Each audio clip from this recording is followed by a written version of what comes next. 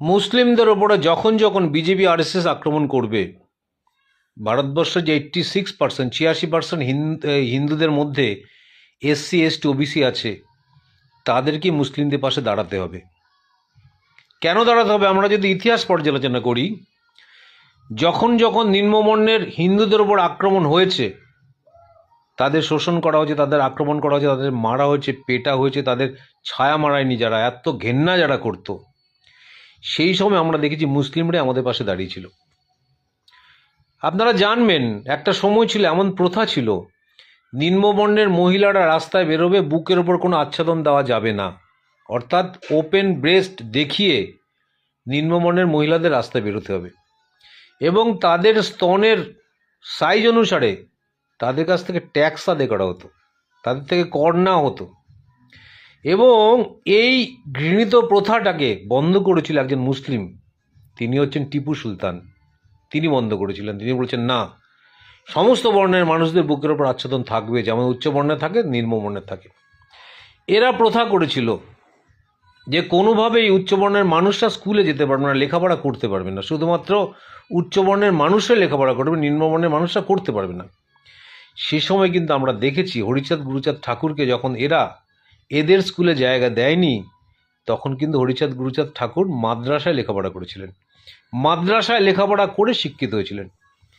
এবং আমরা যদি বাবর থেকে হুমায়ুন পর্যন্ত সঠিক ইতিহাস পর্যালোচনা করি, তাহলে আমরা দেখব মুসলিম সুলতান বা নবাবরা কিন্তু হিন্দুদের ওপর সেভাবে অত্যাচার করেনি। হিন্দুদের ওপর কিছু কিছু অত্যাচার করেছে, যেটা আমরা ভাবছি, সেটা হচ্ছে বর্ণ বৈষম্য দূর করার জন্য। যেমন আমি বলি, হুমায়ুন অনেক মন্দির ভেঙে দিয়েছিলেন। সে সময় হুমায়ুন কেন মন্দির ভেঙে দিয়েছিলেন?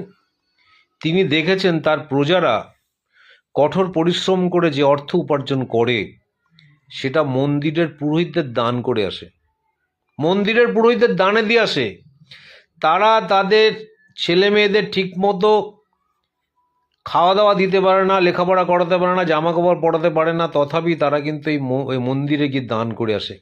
এমনভাবে উচ্চবর্ণের হিন্দুরা সমস্ত হিন্দুদের মাথায় ঢুকিয়ে দিয়েছে যে উচ্চবর্ণের মানুষই ভগবানের স্বরূপ। সে কারণে এখনও আমরা যে শ্রদ্ধাটা জানি, সে শ্রদ্ধা নয়, এটা আমাদেরকে শোষণ করার একটা রীতি। সে কারণে আমি বলবো, যখন যখন নিম্নবর্ণের মানুষের ওপর আক্রমণ হয়েছে, তখন তখন মুসলিমরা কিন্তু আমাদের পাশে দাঁড়িয়েছে।